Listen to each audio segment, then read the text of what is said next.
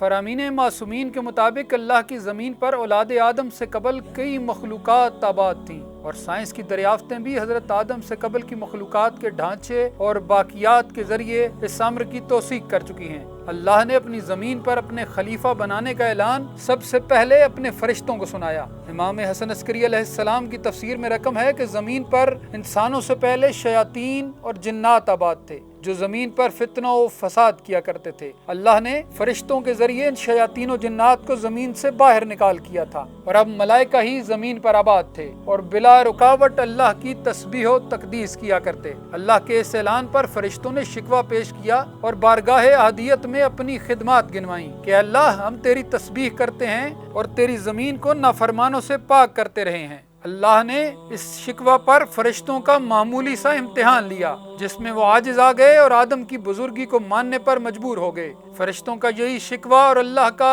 جواب شکوہ تھا جس کی وجہ سے طواف کی بنیاد پڑی۔ کتاب عیون الاخبار میں مرقوم ہے کہ محمد بن سنان نے امام علی رضا علیہ السلام کو ایک خط لکھا تھا جس میں اس نے کچھ احکام شریعت کے علل و اسباب دریافت کیے تھے۔ امام علی رضا علیہ السلام نے اس کے مسائل کا جواب تحریر کیا، اور اس جواب میں آپ نے طواف بیت اللہ کی مصلحت بیان کرتے ہوئے تحریر فرمایا کہ جب اللہ نے حضرت آدم کی خلافت کا اعلان کیا اور فرشتوں نے اعتراض کیا تو بعد میں فرشتوں کو اپنے رویہ پر ندامت ہوئی اور اپنی خطا کی معافی کے لیے عرش کے گرد جمع ہو گئے۔ انہوں نے اللہ سے مغفرت طلب کی۔ پھر اللہ نے چاہا کہ عرش کی طرح ایک اور جگہ بھی ہونی چاہیے کہ جہاں خطا کار جمع ہو کر اپنی غلطیوں کی معافی طلب کریں، اسی لیے اللہ نے عرش کی عین سید میں چوتھے آسمان پر ایک مکان بنوایا جس کا نام ذرہ رکھا گیا۔ پھر آسمان دنیا پر ذرہ کی سید میں ایک مکان بنوایا جس کا نام معمور رکھا گیا، اور یوں اللہ نے اہل عرش کی معافیوں کا وسیلہ بنانے کے لیے آسمانوں پر بیت المعمور بنوا دیا۔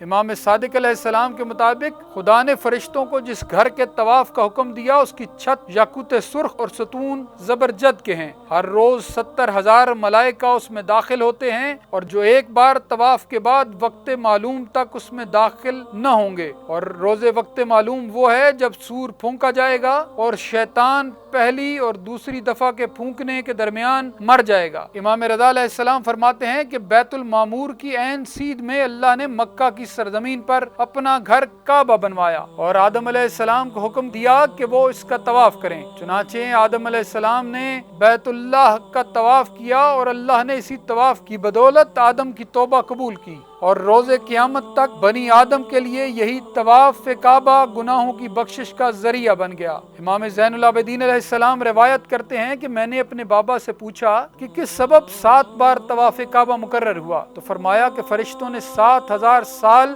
اور بعض روایات کے مطابق 7,000 مرتبہ بیت المعمور کا طواف کیا۔ فرشتوں کے 1,000 عدد کے بدلے بنی آدم پر ایک گردش طواف واجب قرار دے دی گئی۔ جب آدم کی خلافت کی بات چلی تو یہ بھی بتاتے چلیں کہ اللہ کے خلفاء کون کون ہیں۔ امام علی رضا علیہ السلام اپنے آبائے طاہرین کی سند سے مولائے کل حضرت علی علیہ السلام سے روایت کرتے ہیں کہ آپ علیہ السلام نے فرمایا، ایک دن میں علی ابن ابی طالب نبی اکرم کے ساتھ مدینہ کی ایک گلی میں چل رہا تھا کہ ایک طویل القامت گھنی داڑھی والے بزرگ ہمیں ملے جن کے شانے بڑے چوڑے تھے۔ انہوں نے نبی اکرم پر سلام کیا اور انہیں خوش آمدید کہا۔ پھر وہ بزرگ میری طرف متوجہ ہوئے اور انہوں نے مجھے سلام کرتے ہوئے کہا، اے چوتھے خلیفہ، آپ پر سلام ہو اور اللہ کی رحمت اور برکتیں ہوں۔ پھر وہ دوبارہ رسول کریم کی جانب متوجہ ہوئے اور کہا کہ یا رسول اللہ، کیا ایسا نہیں ہے؟ حضور صلی اللہ علیہ وآلہ وسلم نے فرمایا، جی ہاں ایسا ہی ہے۔ یہ سن کر وہ بزرگ چلے گئے۔ میں نے رسول خدا سے عرض کی، یا رسول اللہ، یہ بزرگ کون تھے اور آپ نے ان کی کس بات کی تصدیق کی ہے؟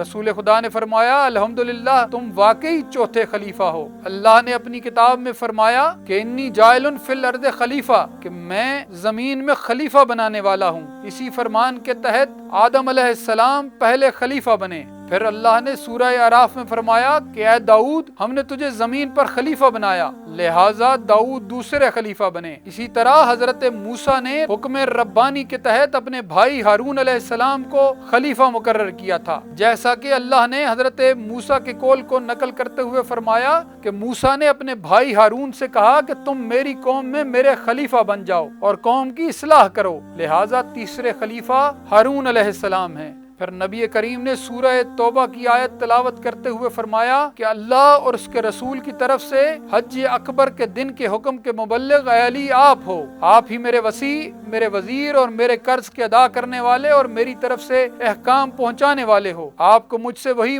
نسبت اور منزلت حاصل ہے جو ہارون کو موسیٰ سے تھی، مگر میرے بعد کوئی نبی نہیں ہوگا۔ اے علی آپ چوتھے خلیفہ ہو، جیسا کہ اس بزرگ نے تجھ سے کہا ہے۔ جانتے ہو وہ بزرگ کون تھے؟